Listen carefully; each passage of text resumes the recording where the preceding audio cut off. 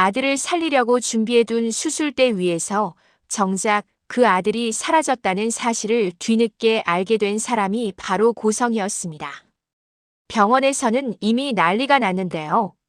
담당 의사는 보호자 눈치를 보느라 말을 아끼고 있었고, 간호사들은 서로 눈치를 보며 환자분이 잠깐 외출하셨대요 같은 헛소리를 돌려쓰고 있었습니다. 기록상으론 일시이탈 4글자로 찍히겠지만 실제로는 수억이 걸린 수술 일정이 통째로 끊어진 순간이었죠. 그 시간보다 조금 앞서서 벤치 위에서 떨리는 목소리로 전화를 걸던 사람은 한우진이었습니다. 나 병원 나왔어. 지은 오감 받고 살고 싶진 않아서. 이 한 줄이 그동안 어렵게 맞춰놓은 판을 한 번에 뒤집어 버렸는데요. 전화기 너머에서 그 말을 들은 지은호는 숨을 제대로 쉬지도 못했어요. 유치장에 갇혀있는 지강호, 10억이라는 돈, 형사가 내뱉은 최소 7년은 나옵니다 라는 말, 그리고 자기 이름이 올라간 간이식 수술동의서까지. 이 모든 게 한꺼번에 머릿속에서 휘몰아치고 있었거든요. 오빠, 지금 상태로 병원 나오면 어떡해? 수술 준비 다 하고 있었다면서요. 이렇게 말은 했는데요. 속마음 깊은 곳에서는 한편으로는 안도에 가까운 감정도 슬쩍 올라오고 있었습니다. 그래, 나 때문에 오빠가 사는 인생, 그게 맞는 건가? 하지만 현실은 감상 따위 들어올 틈이 없을 만큼 복잡했어요. 우진이 도망친 순간 가장 빨리 무너질 사람은 지강호였고, 가장 먼저 흔들릴 사람은 정순이었고, 가장 크게 폭발할 사람은 고성이었습니다. 무엇보다도 고소 취하 조건이 문제였습니다. 고성이가 직접 내걸었던 조건. 간 이식 수술에 사인해주면 지강호 고소는 내가 취하할게. 그 말 때문에 지은호는 수술 동의서에 사인했고, 그 말 때문에 정순이는 말도 못 꺼낸 채 딸 얼굴만 쳐다보며 밤마다 울었고, 그 말 때문에 지강호는 유치장에서 마지막 희망줄 하나를 붙잡고 있었죠. 그런데 수술 주인공이 도망갔습니다. 수술이 서두르던 예정대로 진행될 수가 없게 된 건 물론이고, 간으로 거래되던 약속 자체가 공중에 떠버린 셈이었어요. 더 골치 아픈 건 이 사실을 누가 알고 있느냐였습니다. 지금 상황을 정확히 알고 있는 사람은 딱 몇 명뿐이었습니다. 도망친 환자 한우진. 간을 내놓겠다고 사인해버린 지은호. 10억을 건 판 위에서 뒤집기에 실패하고 유치장에 갇힌 지강호. 그리고 이 모든 판을 자기 손으로 설계했다고 믿는 고성이. 박진석 회장은 아직도 한우진이 미국에서 유학 중이라고 알고 있었고요. 박성재 역시 우진이 미국에 있다는 거짓 정보를 그대로 믿고 있는 상태였습니다. 한우진이 간이식 수술을 받아야 한다는 사실을 아는 사람은 고성애 쪽 가족 중에서는 박영나 딱 한 명뿐이었죠. 그러니까 지금 이 판은 회사 윗선도 집안 어른들도 아무도 모르는 상태로 아랫선 몇 사람만이 온몸으로 버티고 있는 위태로운 판이었습니다. 한쪽에서는 10억을 토해내라고 하고 다른 한쪽에서는 간을 내놓으라고 했고 이 두 가지 요구 사이 어딘가 가운데에 오빠, 동생, 엄마 그리고 나 네 사람의 삶이 엉켜 있었습니다. 그리고 바로 그 사이를 찢고 도망쳐 나온 사람이 한우진이었어요. 우진에게서 전화가 끊기고 난 뒤 지은호는 잠시도 가만히 앉아 있을 수가 없었습니다. 한편으로는 잘했다는 생각이 들면서도 다른 한편으로는 이제 어떻게 되지라는 공포가 훨씬 더 크게 밀려왔거든요. 오빠가 도망쳤다는 걸 엄마가 알게 되면 어떻게 될까? 고성이가 알게 되면 제일 먼저 누구한테 화살을 돌릴까? 강호는 그 안에서 이 소식 들으면 무슨 생각할까? 머릿속에서 질문이 줄줄이 떠오르는데 그 어느 것도 쉽게 답할 수 있는 게 아니었습니다. 일단 지금 당장은 우진이 어디에 있는지가 제일 중요했어요. 멀리 가지는 않는다고 약속은 했지만 그 약속을 지키게 만들 사람도 그 약속이 깨졌을 때 바로 달려갈 사람도 필요했으니까요. 그래서 제일 먼저 떠올린 사람이 이 지역이었습니다. 혼자 감당하지 말라던 그 말이 자꾸 귀에 맴돌고 있었거든요. 지역은 이 집안 사람이 아니었고 혈연으로 묶여있는 사람도 아니었고 10억이 오가는 판의 이해관계자도 아니었지만 그래서 더 믿을 수 있는 구석이 있었습니다. 돈 대신 숫자를, 감정 대신 구조를 보는 사람이었으니까요. 병원에서 도망친 환자 한우진. 간이식 동의서에 사인해버린 지은호. 유치장에서 형량을 기다리고 있는 지강호. 그리고 아직 아무것도 모른 채 미국에 있다고 믿고 있는 회장과 아들. 여기에 고소 취하 조건을 쥐고 흔드는 고성희와 그 모든 구조를 옆에서 지켜보는 이지역까지 합쳐지면서 판은 한 번 더 크게 뒤틀리게 됩니다. 처음에는 수술을 서두르다가 내부 사정으로 수술 일정이 늦어졌다는 말을 들었던 지은호가 직접 우진에게서 도망 소식을 듣고 몰래 만나서 진짜 속사정을 듣고 그 자리에서 지강호 이야기까지 꺼내게 되는 과정. 그걸로 끝나지 않습니다. 고성희가 풀어놓은 사람들이 지은호를 염탐하다가 공원 한켠에서 우진을 발견하고 다시 한번 그를 잡아가는 순간. 그리고 그 뒤에 이어지는 박 회장이 이 모든 일을 아직도 모른다는 사실을 깨닫는 장면까지. 도망간 환자와 팔아넘겨진 간, 감옥에 갇힌 동생, 뒤늦게 사실을 알게 되는 회장이 한 줄로 묶이는 이야기입니다. 누가 누구를 먼저 배신했는지, 누가 누구를 먼저 버렸는지, 누가 누구를 끝까지 붙잡아 줄지. 그 답을 찾아가는 과정에서 어떤 사람은 집 밖으로 쫓겨나고 어떤 사람은 감옥 문이 열리고 어떤 사람은 비로소 너도 내 자식이다라는 말을 듣게 되죠. 그리고 그 과정의 시작점에는 도망친 오빠의 전화 한 통과 너무 늦게 시작된 한 사람의 각성이 자리하고 있습니다. 이제 본격적인 이야기를 시작해 볼 차례였습니다. 누군가는 쫓고 누군가는 달아나고 누군가는 진실을 들고 회장실 문을 두드리게 되는 그 순간까지. 지금 이 순간 각자의 선택은 이미 시작되어 있었고 그 선택들이 어디로 흘러갈지 모른 채 모두 자기 자리에서 버티고 있는 상태였던 거죠. 한우진 전화를 끊고 난 그날 밤 제일 먼저 움직인 사람은 놀랍게도 병원이었습니다. 수술 준비를 서두르라던 지시가 갑자기 멈춰 섰거든요. 담당 코디네이터가 전화를 걸어왔습니다. 지은호 씨, 내일 예정이었던 검사는 잠깐 미뤄야 될 것 같아요. 네. 왜요? 아, 그게 내부 사정이 조금 생겨서요. 수술 일정이 전반적으로 조정되고 있어서 일단 조금만 기다려 달라는 말 전에 달라고 하셨어요. 말끝이 흐릿했습니다. 누구라는 주어도 빠져 있었고 무슨 사정인지는 더더욱 없었죠. 하지만 지은호는 이미 알고 있었어요. 진짜 이유는 내부 사정이 아니라 한우진 실종이라는 걸. 오빠가 나한테 먼저 말해준 거네. 이상하게도 그 사실이 얄궂은 위로처럼 느껴졌습니다. 적어도 이 판에서 누군가에게 제일 먼저 진실을 건넨 사람은 자기였으니까요. 전화기를 내려놓고 한참을 멍하니 있다가 결국 카페 문을 닫고 셔터를 내렸습니다. 집으로 바로 들어갈 용기가 나지 않았거든요. 조용한 가게 안에서 휴대폰 화면만 몇 번이고 켰다 껐다를 반복했습니다. 오빠한테 다시 전화해볼까? 아니야, 지금은 움직이지 말자 했잖아. 머릿속이 복잡하게 얽혀있는데 또 다른 얼굴이 떠올랐습니다. 지강호. 유치장 안에서 이쪽 사정은 하나도 모른 채. 수술만 끝나면 나 나올 수 있는 거냐? 이 생각만 붙들고 버티고 있을 얼굴. 그리고 형사가 정순이에게 했던 말이 떠올랐습니다. 지금 이대로 가면 최소 7년입니다.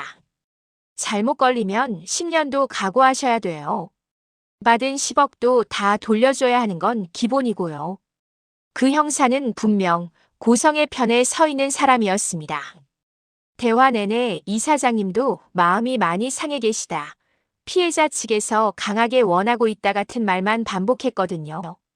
마치 판결문을 전해주는 사람이 아니라 누군가의 메시지를 대신 읽어주는 사람 같았어요. 그 형사가 마지막에 던진 한 줄이 정순이 가슴을 갈라놓았죠. 지금 상황에선 고소 취하해 주실 수 있는 분도 이사장님밖에 없습니다. 그 말 이후에 나온 조건.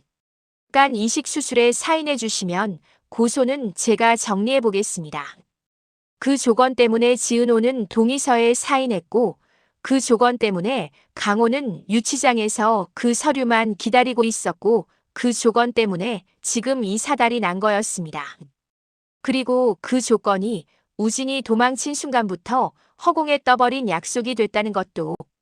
한편 병원에서는 전혀 다른 종류의 소동이 이어지고 있었습니다.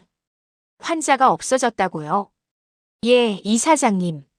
침대에 계셔야 될 시간에 CCTV 보니까 평상복으로 갈아입고 나가시는 장면이. 의사의 말은 조심스러웠지만 보고서 내용은 선명했어요. 한우진 간이식 대기 환자 새벽 시간대에 병실 이탈, 현재 행방 불명. 경비는 뭐 했습니까? 고성이가 이를 악물고 물었습니다. 간호사들은 화장실 가신 줄 알고 너무 자연스럽게 나가셔서 그걸 지금 변명이라고 하고 있어요. 고성의 목소리가 병원 사무실 벽을 울렸습니다. 그녀 머릿속에는 숫자와 얼굴이 동시에 떠올랐습니다. 지은호간 10억, 지강호, 수술 일정. 한 가지라도 삐끗하면 이 판 전체가 자기 목을 향한 칼로 돌아올 수 있는 구조였죠. 당장 사람 붙이세요. 네? 병원 주변 CCTV 다 돌려보고 택시 회사까지 뒤져요. 우진이 어디 갔는지 오늘 안에 알아내야 돼요. 병원 사람들에게는 이렇게 지시하고 집에서는 따로 다른 사람들을 움직였습니다. 차가운 목소리로 전화기를 붙들고 말했죠. 지은호라는 애 요즘 어디 다니는지 좀 살펴봐 주세요. 휴대폰 위치까지는 아니더라도 누구 만나고 어디 가는지 정도는. 그에 따라가다 보면 우진이도 결국 보이겠죠. 그 말 한 줄이 떨어지는 순간부터 지은호는 자신도 모르게 감시 대상자가 되어 있었습니다. 며칠 동안 우진에게서 연락은 없었습니다. 멀리 안 가겠다는 말만 남기고 번호도 바꾸지 않았는데 문자가 하나도 오지 않으니 오히려 더 불안했어요. 그렇게 사흘쯤 지났을 때쯤 병원에서 다시 연락이 왔습니다. 지은호 씨 간 이식 수술 건 관련해서 일정이 다시 잡히고 있습니다. 자세한 얘기는 보호자분이랑 같이 오셔서. 말투가 애매하게 돌려 말하는 느낌이었죠. 수술은 계속 하겠다는 건가? 라는 생각이 먼저 들었습니다. 오빠가 도망쳤는데 일정이 다시 잡힌다고? 수화기를 내려놓고 지은호는 곧장 우진에게 전화를 걸었습니다. 여보세요. 오빠 나야. 응, 은호야. 그의 목소리는 여전히 차분했습니다. 오빠 어디야? 병원이 수술 일정 다시 잡는다고 연락 왔어. 이게 무슨 소리야? 나 아직 병원 안 돌아갔어. 우진이 단호하게 대답했습니다. 근데 엄마가 가만히 있을 사람이냐? 그렇지. 나 찾으려고 사람 붙였을 거야. 병원 쪽에는 내부 사정 정리 중이라고 말해놓고 뒤에서는 나부터 잡으려고 뛰고 있겠지. 오빠, 그럼 계속 이렇게 숨어 있을 거야? 우진이 한숨을 쉬었습니다. 우리 한 번은 얼굴 보고 얘기해야 될 것 같아서. 나도 도망만 다니고 있을 수는 없으니까. 그 말에 지은호 손이 살짝 떨렸습니다. 어디서 볼까? 전에 말했던 데 있지. 우진이 짧게 웃었습니다. 사람 많이 없고 가로등만 있는 공원. 오늘 저녁 7시. 은호 혼자 와. 나 혼자? 응. 엄마 쪽 사람들 눈 피하려면 그게 나아. 알았어. 그 대신 약속해. 도망만 다닐 생각하지 말고 우리 같이 생각해보자. 그래서 부르는 거거든. 전화를 끊고 난 뒤 지은호는 바로 또 다른 번호를 눌렀습니다. 여보세요? 지역 선배, 저예요. 은호. 이지영 목소리가 바로 밝아졌다가 곧 걱정 섞인 톤으로 바뀌었습니다. 요즘 연락이 뜸해서 걱정하고 있었는데. 괜찮아. 괜찮지는 않은데요. 버티고는 있어요. 무슨 일인데? 한우진 오빠가 병원 나온 거 말씀드렸었죠? 응. 그때 공원에서 전화 왔다고 했지. 오늘 직접 만나기로 했어요. 어디서? 저번에 얘기했던 그 공원에서요. 7시에. 지혁이 잠깐 숨을 고르더니 말했습니다. 은호야, 혼자 가는 거 아니지? 오빠가 혼자 오래 두면 안 될 것 같아서 저 혼자 가려고 했는데요. 안 돼. 지혁이 바로 잘랐습니다. 지금 은호 뒤에도 사람 붙어 있을 가능성 높아. 고성애 쪽이 멍청하진 않잖아. 그럼 어떻게 해요? 지혁 선배까지 같이 가면 더 눈에 띄지 않을까요? 같이 안 가도 돼. 지혁이 한숨을 내쉬었습니다. 위치 공유 켜고 시간만 맞춰줘. 난 조금 떨어진 데서 보고 있을게. 혹시라도 이상한 움직임 보이면 그때 튀어가는 거고. 네. 그 정도면 괜찮을 것 같아요. 은호야. 네. 오늘은 절대 혼자 결정하지 마라. 뭐가 됐든 적어도 나한테 한 번은 말하고. 알겠어요. 약속할게요. 저녁 7시 조금 전 공원 가로등이 하나둘 켜지기 시작했습니다. 지은호는 일부러 5분쯤 늦게 도착했습니다. 괜히 너무 일찍 가서 혼자 더 떨고 있기 싫었거든요. 공원 입구를 지나 안쪽으로 들어가자 멀리 벤치 하나에 앉아있는 사람이 보였습니다. 모자를 눌러 쓴 채 허리를 숙이고 있지만 얼굴 윤곽만 봐도 알 수 있었어요. 오빠. 부르는 순간 우진이 고개를 들었습니다. 왔네, 은호야. 가까이 보니 며칠 사이 더 야윈 것 같았습니다. 입술도 마르고 눈 밑에는 그늘이 짙게 내려와 있었고요. 어디서 잤어, 며칠 동안. 여기저기. 우진이 대충 웃어 넘겼습니다. 생각보다 나 챙겨줄 사람들 아직 좀 있더라. 예전에 같이 놀던 애들도 있고. 병원은? 전화는 왔지. 엄마 통해서도 연락 오고. 우진이 시선을 피했습니다. 다 씹었어. 그럼 지금 아무데도 등록 안 돼 있는 거야? 병원 기록상으로는 그냥 도망이야. 응. 둘 사이에 잠깐 침묵이 흘렀습니다. 오빠, 나 수술 동의서 얘기 다시 해야 될 것 같아. 아내도 알아. 우진이 씁쓸하게 웃었습니다. 병원에서 서류 뒤져봤다 그랬잖아. 거기 내 이름 올라가 있는 거 봤어. 그래도 내가 왜 그랬는지는 말해야 할 것 같아서. 지은호는 숨을 깊이 들이마셨습니다. 강호 때문에 그랬어. 지강호? 응. 지은호는 그날 있었던 일을 다시 꺼냈습니다. 처음 5억을 받아왔을 때 대출 갚고 전세 계약금에 손댔다가 정순이에게 걸려 가방이 들통났던 일. 고성이가 쌍둥이 오빠 살리는 건 가족 의무라며 10억 거래를 제안한 일. 지강호가 그걸 역이용해 보겠다며 녹취를 들고 나갔다가 오히려 10억 받고 누나간 알선한 놈으로 경찰에 잡혀간 일. 형사도 딱 말투가 이상했어. 지은호가 이를 악물었습니다. 처음부터 이사장님이 많이 속상해 하신다. 이사장님 의사가 중요하다 이런 말만 반복했고 어떻게든 고성의 편에 서서 강호만 나쁜 놈 만들려고 하는 느낌이었어. 경찰이. 엄마 말로는 그 형사랑 이사장이랑 몇 번이나 따로 만났대. 우리한테는 피해자 진술 듣느라 바쁘다고 해놓고. 우진의 표정이 서서히 썩어갔습니다. 그래서 조건이 그거였구나. 지은호가 사인하면 지강호 고소 취하해주겠다. 엄마는 그 말만 붙들고 있어. 은호야, 내가 사인해주면 강호 살릴 수 있다고. 근데 10억은 이미 우리한테 빚처럼 걸려있고 형사는 7년, 10년 소리하고 있고. 그래서 동의서에 사인한 거야. 응. 지은호는 고개를 끄덕였습니다. 차라리 내가 수술대에 눕는 게 낫겠다는 생각밖에 안 들더라. 동생 감옥 보내는 것보단 내 몸 한번 여는 게 나은 선택 같았어. 우진이 눈을 감았다 떴습니다. 근데 그거 알지?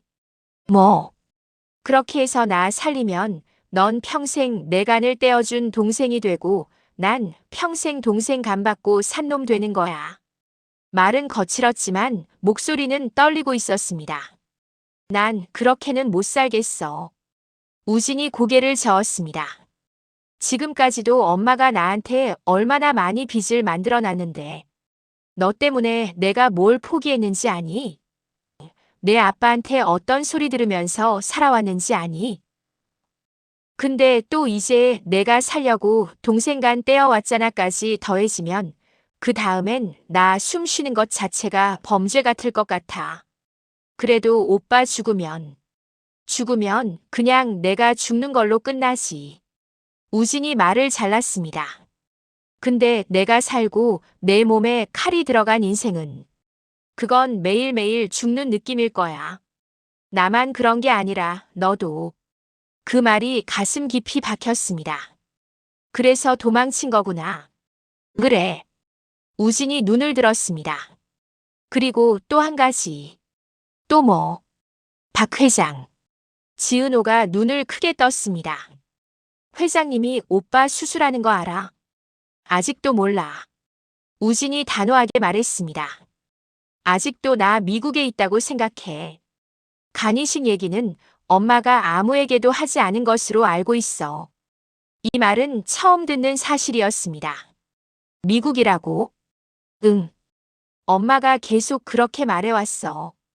우진이 미국에서 공부하고 있다고. 가끔 어디 한번 다녀오면 방학이라 잠깐 들어왔다고 둘러대고. 그럼 회장님은 오빠가 어떤 상태인지 제대로 모르시는 거야? 우진이 어깨를 으쓱했습니다. 엄마는 회장님께 절대로 내가 아프다고 얘기하면 안 된다고 하셨어. 내가 아프면 그룹에서 어떤 일도 할 수 없다고.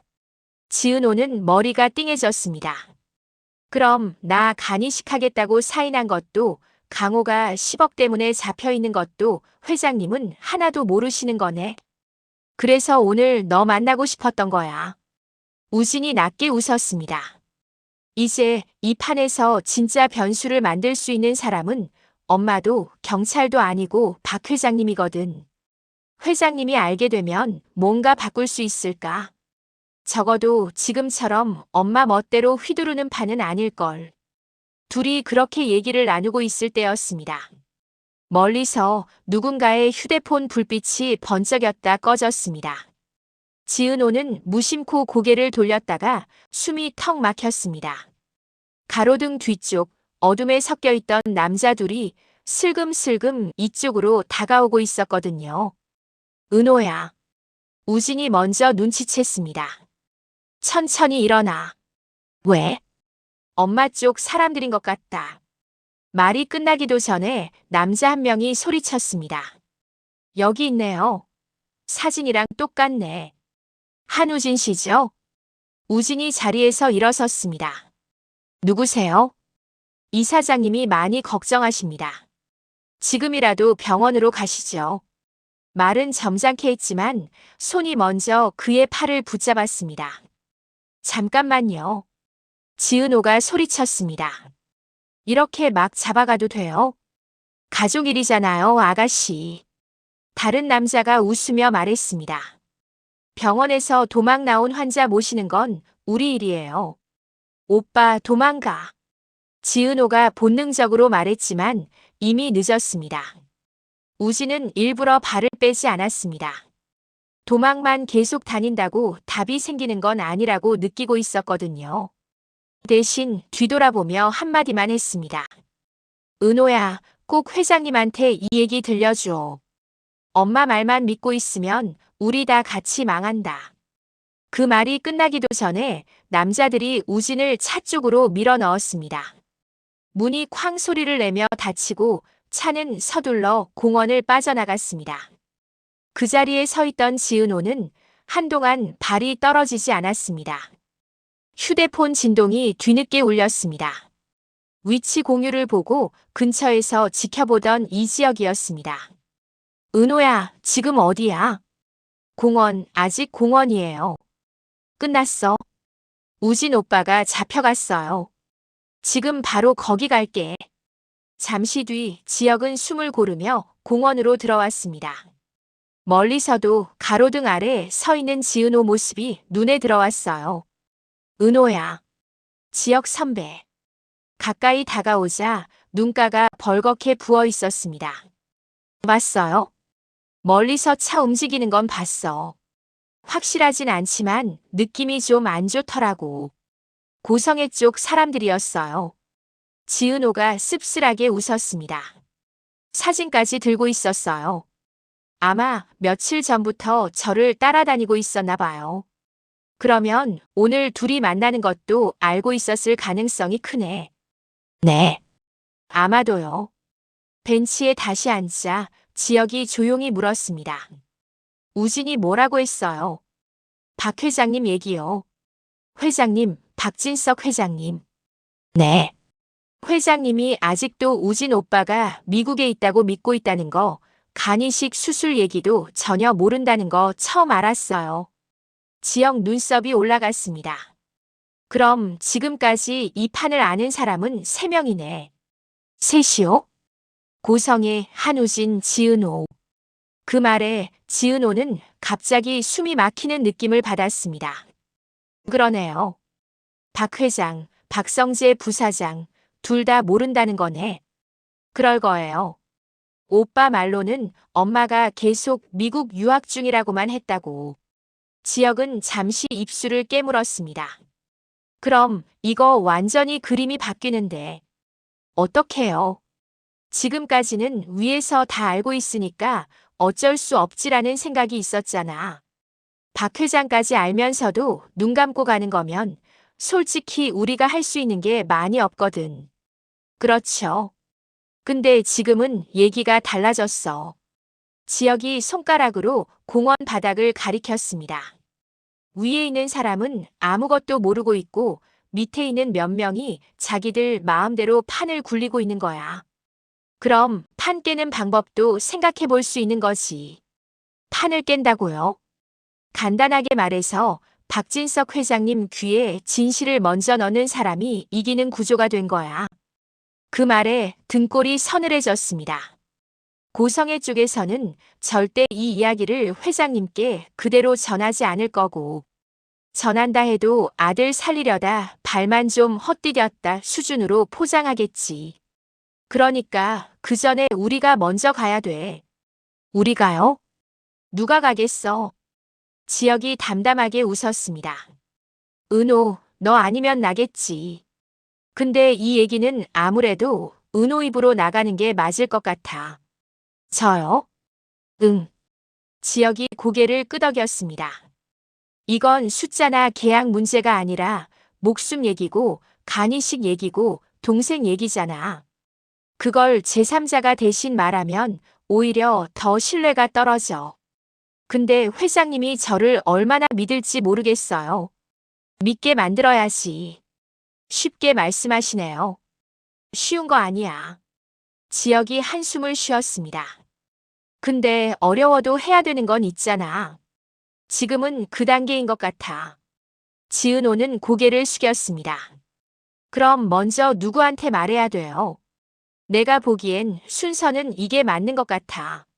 지혁이 차분하게 정리했습니다. 먼저 박성재에게 알리고 다음으로 박진석 회장에게. 성재가 중간에서 어느 정도 필터를 해줄 거고 회장님 감정도 조절해 줄 수 있을 거야. 성재 씨가 이 얘기를 들어줄까요? 내 친구이고 생각보다 괜찮은 사람이야. 지혁이 단호하게 말했습니다. 회사 쪽 얘기로만 보면 좀 차갑게 보이지만 최소한 모르고 당하는 사람은 싫어하는 스타일이거든. 회장님이 이 정도로 큰일에서 빠져 있다는 걸 알면 가만히 안 있을 거야. 그럼 제가 연락해 볼게요. 아니, 성재는 내가 연락할게. 혼자 가지 말고. 나랑 같이 가자. 또요? 앞으로도 계속 같이 갈 거야. 지혁이 웃었습니다. 은호 내가 덜 무서우면 나도 덜 무서울 테니까. 그 말이 이상하게도 눈물 버튼을 눌렀습니다. 지혁 선배. 응. 고마워요. 나 아직 아무것도 안 했는데. 그래도요. 다음 날 이지혁은 박성재에게 연락을 넣었습니다.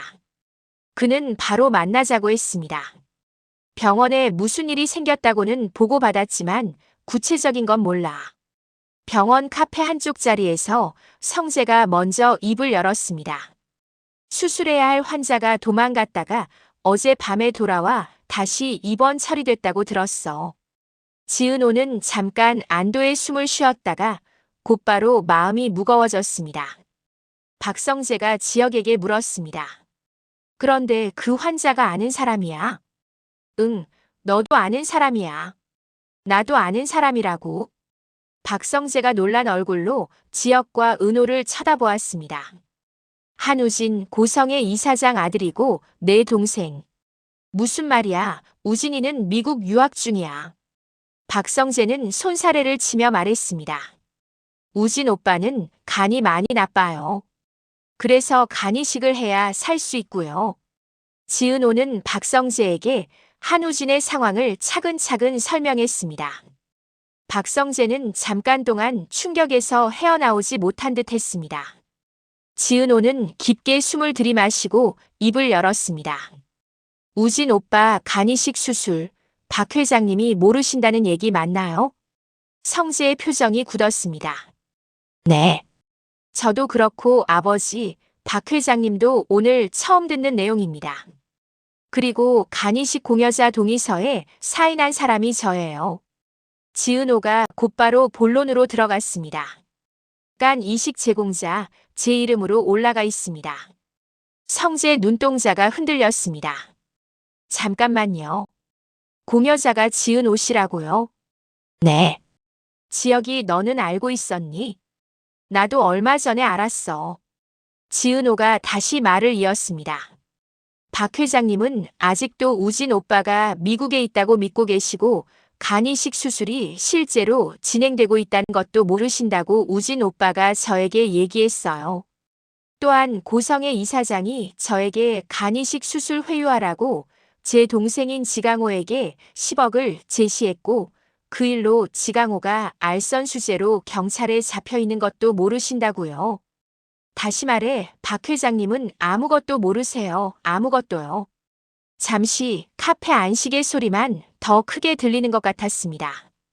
천천히 얘기해 봅시다. 성재가 컵을 내려놓으며 말했습니다. 처음부터. 그 자리에서 지은호는 지금까지의 일을 한 번 더 풀어냈습니다. 처음 지강호가 고성희에게 5억을 받아온 날부터 정순이가 가방을 들춰본 순간 추가로 지강호가 5억을 더 받고 녹취를 하러 나갔다가 오히려 고성희에게 역으로 신고 당해 잡혀간 내용까지. 경찰이 어떻게 한쪽 편만 들며 협박했는지 고소 취하 조건으로 간 이식 동의서를 내밀었던 얘기, 그리고 우진이 공여자가 자신이라는 걸 알고 병원에서 도망쳤다가 다시 붙들려 갔다는 것까지.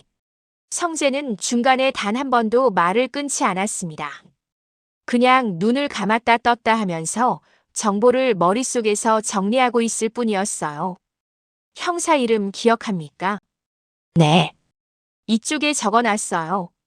지은호는 미리 준비해둔 메모를 건넸습니다. 성재가 슬쩍 훑어보더니 낮게 휘파람 비슷한 소리를 냈습니다. 이쪽 라인에 붙어있는 사람이군요. 이쪽 라인요? 쉽게 말하면 권력 냄새 나는 쪽으로 잘 붙는다는 소문 있는 형사예요. 성재가 설명해 줬습니다.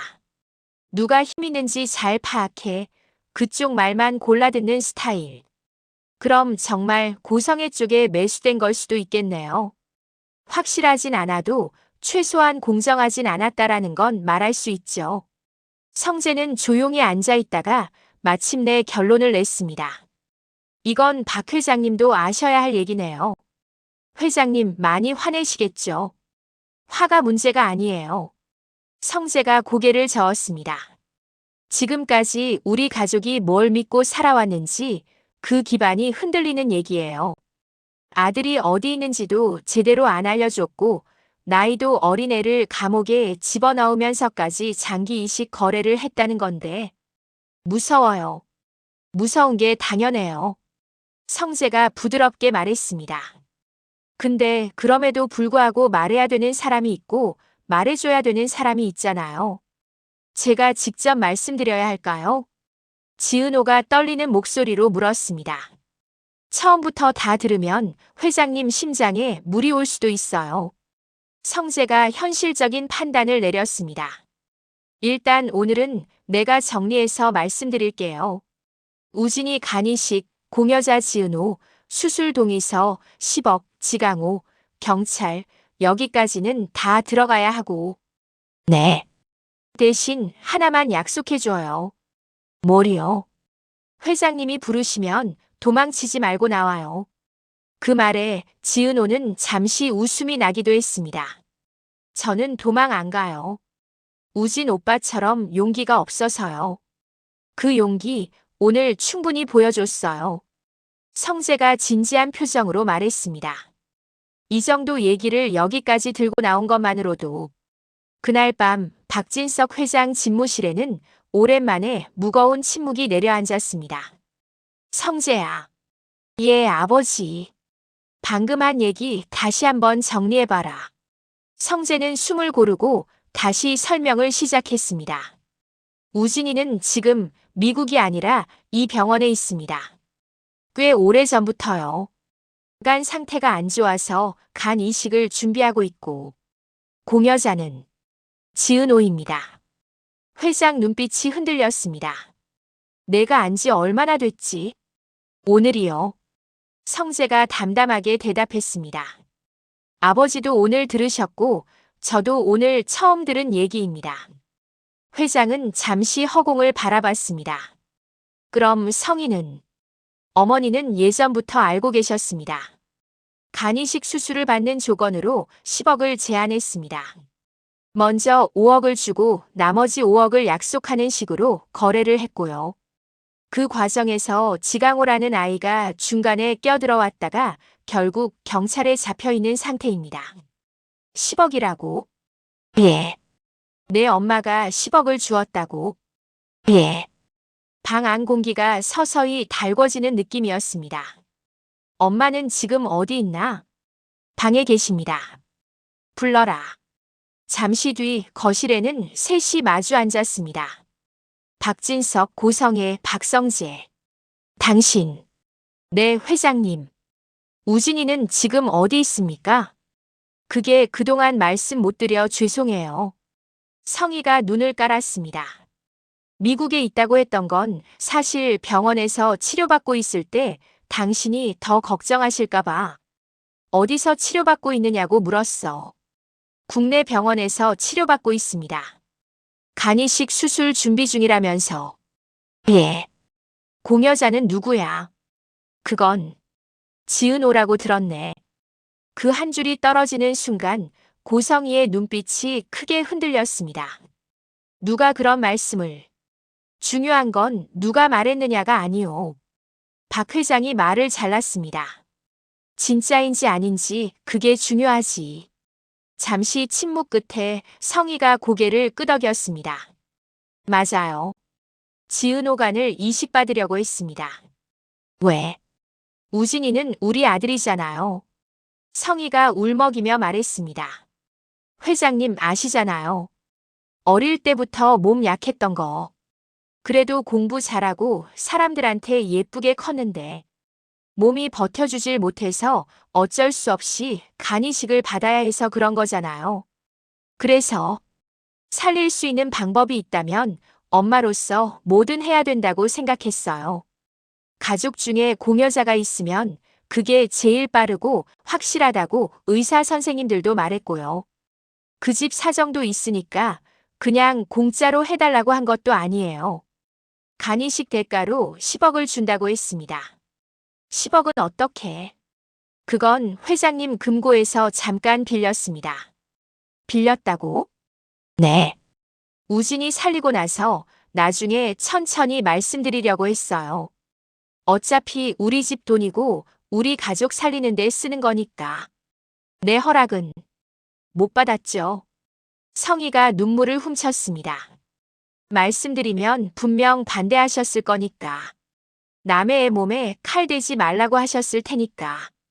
그 말을 왜 내 입으로 대신하냐. 고성이 입을 다물었습니다. 강호라는 아이는 박 회장이 화제를 돌렸습니다. 그 애는 왜 끌어들였나? 그건 제가 먼저 끌어들이려던 건 아니었어요. 성희가 빠르게 변명했습니다. 엄마 빚 갚게 해주겠다는 말에 그 애가 먼저 눈이 돌아갔고 제가 준 돈을 이상하게 쓰려다 보니까 그 애가 녹취를 했다면서. 그건 협박하려고 한 거죠. 그래서 고소를 했다. 네. 10억 받고 누나 간 이식 알선하겠다는 말을 자기 입으로 했으니까요. 그건 명백한 범죄잖아요. 그래서 경찰은 제가 도와달라고 했습니다. 우진이 일까지 엮여있는 일이라 더 단호하게 처리해야 된다고. 돈 썼나? 네. 방 안 공기가 완전히 얼어붙었습니다. 내 금고에서 돈 빼다가 남의 애 감옥에 넣는 데 쓰고 경찰까지 매수했다 이 말이네. 회장님, 전 그저 우진이를. 우진이는 지금도 병원에 묶여 있고 지강호는 유치장에 있고 지은호는 수술대 올라갈 준비를 하고 있었네. 박 회장이 처음으로 목소리를 높였습니다. 그게 엄마로서 할 수 있는 최선이었나?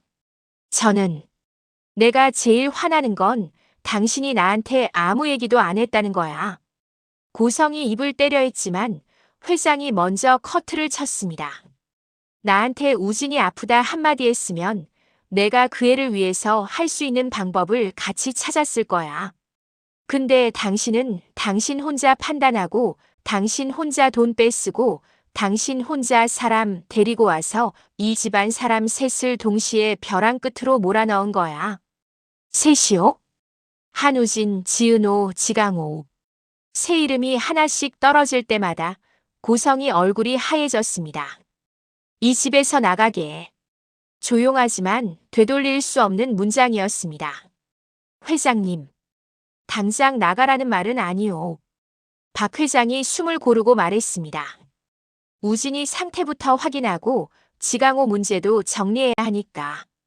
하지만 더 이상 이 집에서 엄마라는 이름으로 결정 내리는 일은 없을 거야. 그럼 이혼 서류는 변호사 통해서 정리할 테니. 성희는 그대로 주저앉을 뻔했습니다. 울음이 목까지 차올랐지만 박 회장 눈빛을 보니 더 이상 붙잡을 수 있는 자리가 아니란 걸 알 수 있었어요. 고성희가 방으로 올라간 뒤 박진석은 성재를 불렀습니다. 강호라는 애.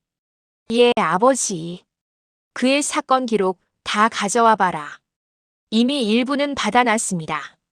성재가 두꺼운 파일을 내밀었습니다. 수사 기록, 진술조서, 녹취록 해석본, 영장 사본까지. 박 회장은 한 장 한 장 넘겨보면서 표정을 굳혀갔습니다.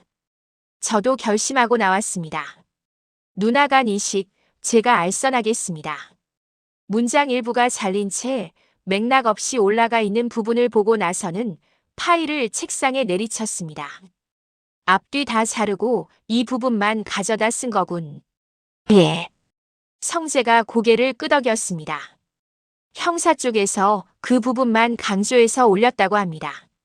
변호사는 지금은 피해자 측이 워낙 강하게 나와서 7년에서 10년 정도 보고 있었던 것 같습니다. 그 변호사 빼라. 예? 우리 쪽 법무팀 붙여라. 그리고 형사 쪽 라인도 확인해봐. 성에 돈 받은 정황이라도 나오면 바로 문제 제기할 수 있게. 아버지, 그럼 이건 강호라는 애 잘못한 건 맞다. 회장이 솔직하게 말했습니다.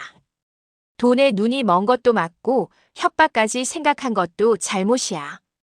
근데 이 판 짜놓은 사람은 따로 있지. 고성희. 그래. 박 회장은 깊게 한숨을 쉬었습니다. 지금부터 그 애를 위해서 움직이는 건 지은호한테 해줄 수 있는 최소한의 도리다. 예. 구속적부심 신청하고 보석도 검토해봐. 최소한 유치장 바닥에서 썩게 두지는 말자. 알겠습니다. 바로 진행하겠습니다. 며칠 뒤 구속적부심 재판이 열렸습니다. 검찰은 여전히 강하게 나왔습니다. 피의자는 10억이라는 거액을 받고 친누나에 간 이식을 알선하려 했습니다. 도주 및 증거인멸 우려가 있고 그때 새로 선임된 변호사가 나섰습니다. 재판부에 제출한 추가 자료를 보시면 이 사건이 피고인의 일방적인 알선이 아니라 고성의 이사장 측에서 먼저 금전을 제시하고 강하게 압박한 구조였다는 걸 알 수 있습니다. 녹취 전체가 풀린 문서, 형사가 초기에 남긴 메모, 고성이가 먼저 금액을 제시한 정황들이 줄줄이 나왔습니다. 뿐만 아니라 수사 담당 형사가 피해자 측과 여러 차례 사적인 만남을 가진 정황도 확보했습니다. 수사 공정성에 대한 의문이 제기되는 만큼 최소한 피고인을 계속 구속 상태에 둘 이유는 없다고 판단됩니다. 결국 재판부는 구속을 취소하고 불구속 재판을 결정했습니다. 그날 유치장 문 앞에서 지강호가 나올 때 정순이는 그대로 바닥에 주저앉아 울었습니다. 강호야, 강호야. 지강호는 처음으로 자기 발로 밖으로 나오는 느낌을 받았습니다. 완전히 자유로워진 건 아니었지만 적어도 더 이상 쇠창살을 사이에 두고 가족을 보는 일은 없겠구나 싶었거든요. 뒤에서 박성재가 조용히 지켜보고 있었습니다. 고맙습니다, 부사장님. 정순이가 연신 머리를 숙였습니다. 저희가 해야 할 일을 한 것뿐입니다.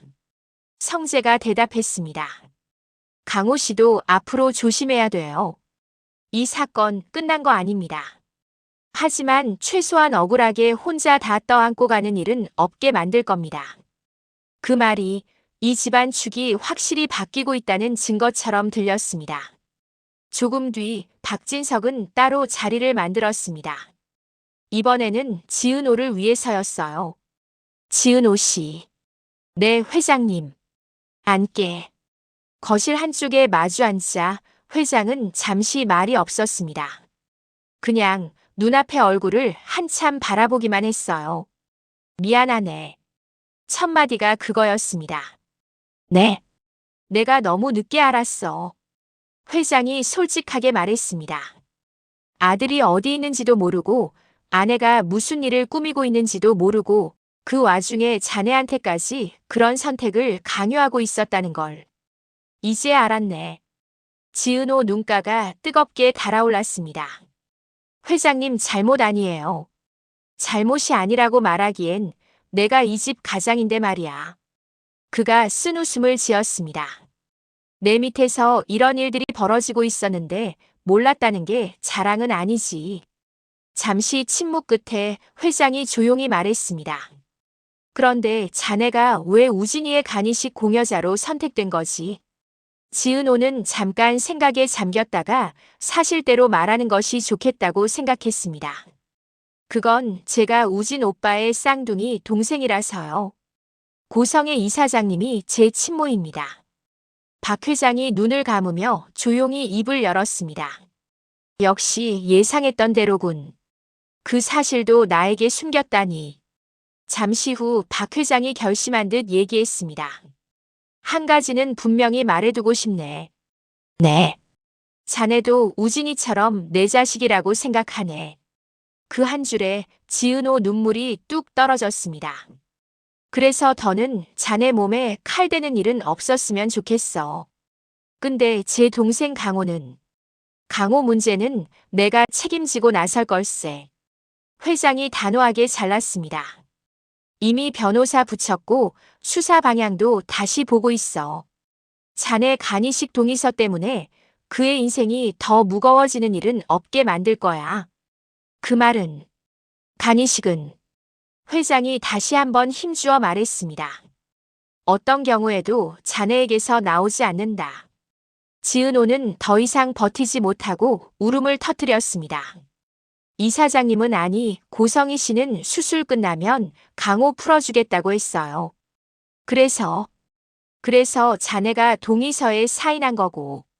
네. 이제 그 약속은 내가 대신 지킬 걸세. 네. 강호를 풀어주는 일.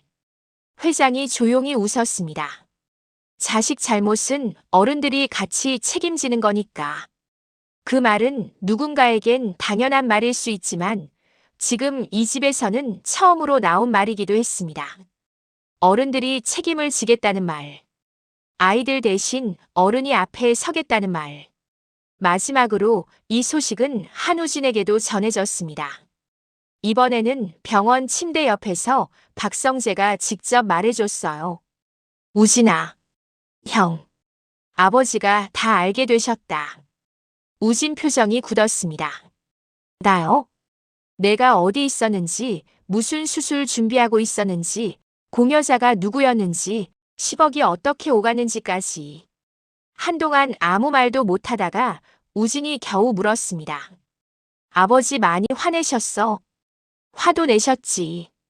성재가 솔직하게 말했습니다. 근데 그보다 더 먼저 하신 말이 뭔지 알아? 뭔데? 늦게 알아서 미안하다였다. 우진 눈이 살짝 흔들렸습니다. 그리고 이렇게 말씀하셨어. 은호도 우진이처럼 내 자식이다. 절대로 그의 몸에 칼 대게 두지 마라. 그래서 나는 어떻게 되는 거야? 너는. 성재가 미소를 지었습니다. 조금만 더 버티면 된다. 버티라고? 간이식 줄은 길어. 순번 기다리는 것도 쉽지 않고 상태가 많이 안 좋을 때까지 버텨야 될 수도 있어. 근데 적어도 이번에는 남의 몸값이랑 맞바꾸는 식으로 하진 않을 거야. 우진은 천장을 잠깐 바라봤습니다. 엄마는? 지금은 따로 지내고 계신다. 성재가 조심스럽게 답했습니다. 당분간 이 집 문제에서 손 떼라고 아버지가 정리하셨어. 형, 나 나쁜 자식이냐? 왜 그런 생각을 해? 엄마 내쫓는 꼴 만든 것 같아서. 그건 엄마가 선택한 결과야. 성재가 단단하게 말했습니다. 넌 그냥 살고 싶지 않은 방식으로는 안 살겠다고 했을 뿐이고. 잠시 침묵이 흘렀습니다. 형. 응. 은호한테 미안하다고 전해줘. 직접 말해. 언젠가 괜찮아지면. 우진이 작게 웃었습니다. 지금은 그냥 숨 쉬는 것만으로도 벅차서. 그럼 숨부터 잘 쉬어. 성재가 자리에서 일어섰습니다. 다른 건 나랑 아버지가 같이 고민해 볼게. 문이 닫히고 나서도 한동안 병실에는 조용한 공기만 흘러다녔습니다. 하지만 분명 달라진 게 하나 있었어요. 예전에는 병실 공기가 빛과 죄책감으로만 채워져 있었다면 지금은 그 안에 아주 조금이나마 버텨도 된다는 허락이 섞여 있다는 것. 그 허락을 만들어낸 사람은 도망친 아들이고 간을 내놓으려 했던 딸이고 감옥에서 나와 다시 재판을 기다리고 있는 동생이었습니다. 그리고 이제 이 세 사람의 선택이 어떤 결론으로 이어질지는 결론에서 한 번 더 정리하게 되겠죠.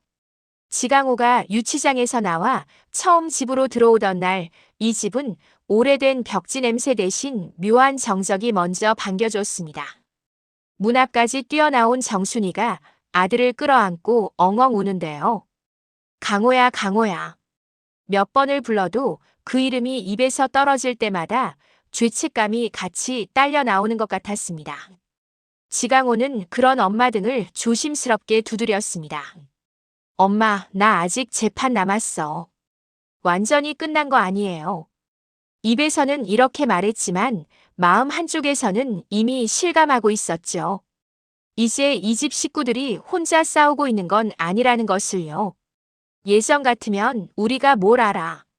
있는 사람들 하는 대로 따라가야지라고 말했을 정순이가 이번에는 달랐습니다. 박성재가 건네준 변호사 명함, 박진석 회장이 직접 강호 문제는 내가 책임지고 보겠다고 말해줬던 그 한마디가 이 집안 공기를 확실히 바꿔놓았거든요. 엄마, 나 진짜로 잘못한 거 맞아요. 근데 나 혼자만 나쁜 놈은 아니었대요. 지강호가 조심스럽게 꺼낸 말에 정순이는 눈물을 닦으며 고개를 끄덕였습니다.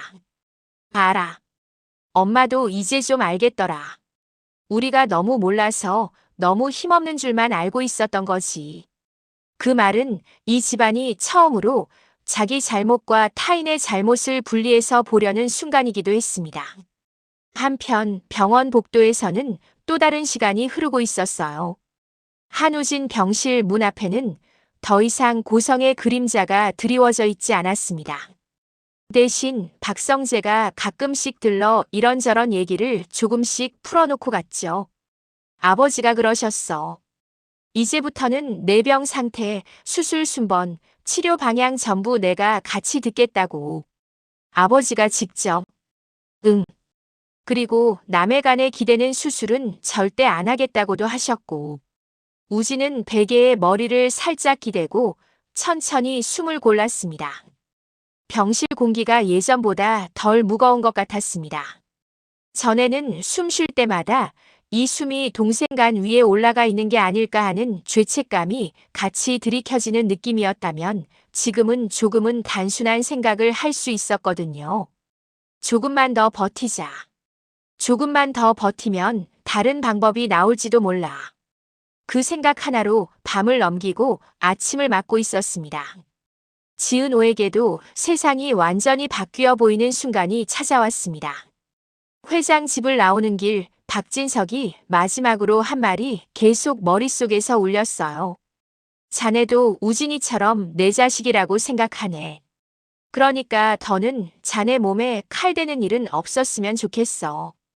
그 말은 단순히 간이식을 맡겠다는 약속을 넘어 이제부터는 이 집안 어른으로서 앞에 서겠다는 선언처럼 들렸습니다. 강호 문제는 내가 책임지고 나설 걸세.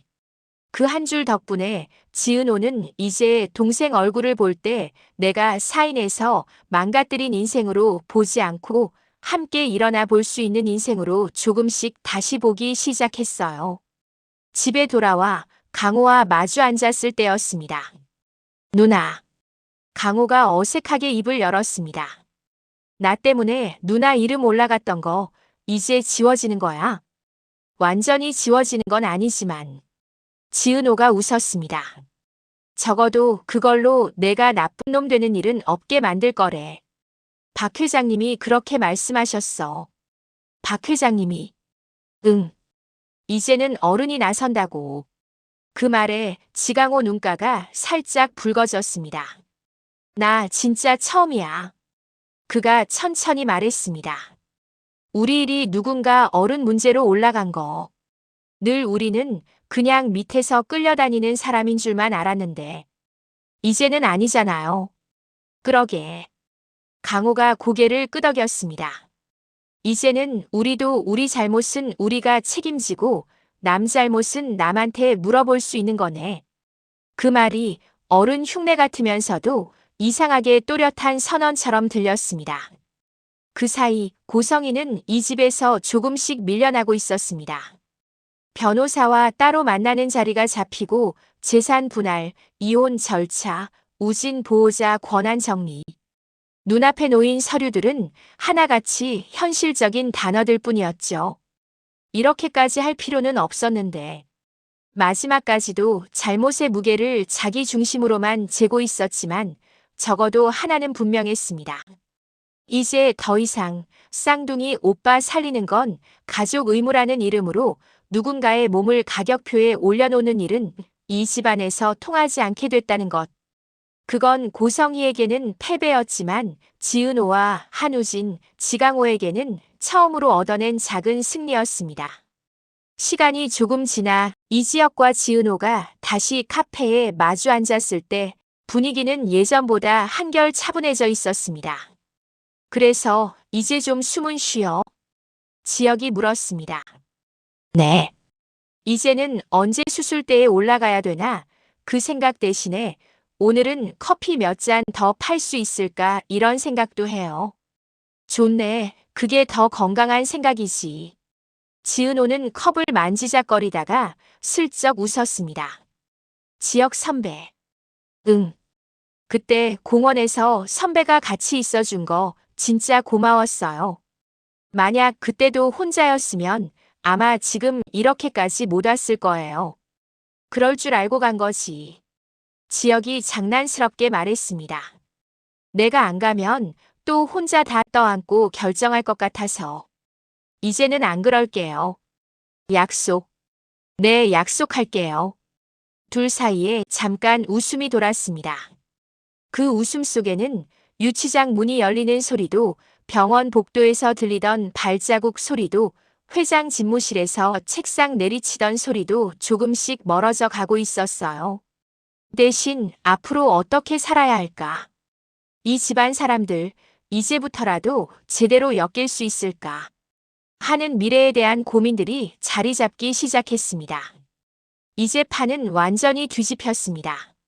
10억을 앞세워 남의 간을 사려고 하던 사람은 집 밖으로 밀려났고 10억 때문에 감옥에 갇힐 뻔했던 사람은 다시 햇빛을 보게 됐고 10억과 간 이식 사이에서 몸을 내어주려던 사람은 비로소 그럴 필요 없다는 말을 어른 입으로 들었고 그 모든 중심에 서 있던 아들은 조금만 더 버티자는 허락을 받았습니다. 겉으로 보기엔 간 하나를 두고 벌어진 지저분한 싸움이 정리된 것처럼 보일지도 모릅니다. 하지만 속을 들여다보면 이번 일은 이 집안 모든 사람에게 같은 질문을 던졌어요. 사람 한 명의 몸값에 넌 어디까지 줄 설 수 있니? 누군가는 끝까지 돈을 선택했고, 누군가는 몸을 내놓겠다고 했고, 누군가는 도망쳤고, 누군가는 뒤늦게라도 책임지겠다고 앞에 섰습니다. 그리고 그 선택들의 끝에서 비로소 아주 평범한 문장이 하나 만들어졌습니다. 자식 잘못은 어른들이 같이 책임지는 거니까. 이제야 돈 대신 책임을, 협박 대신 진실을, 거래 대신 관계를 선택하려고 애쓴 사람들이 제자리로 조금씩 돌아오기 시작했다는 것. 물론 재판은 아직 남아있고 우진의 병도 여전히 심각하며 고성이가 이렇게 조용히 사라지기만 할 인물도 아닐 겁니다. 하지만 적어도 이제는 누가 누구를 팔아넘기고 누가 누구를 이용하는지 모르는 채 끌려가는 사람은 이 집안에 더 이상 남지 않았습니다. 이제부터는 각자의 선택이 어디까지 갈 수 있는지, 그 선택이 다시 누구를 살리고 누구를 울릴지 계속 확인해 봐야겠죠. 한 가지 분명한 건 이제 이 이야기는 간 하나를 둘러싼 거래에서 사람 하나하나가 자기 자리에서 어떻게 버티는지로 무게 중심이 옮겨졌다는 사실입니다. 그리고 그 중심에 서 있는 이름들은 여전히 똑같습니다. 지은호, 한우진, 지강호. 이제는 각자 자기 방식대로 살아남아야 할 차례였습니다.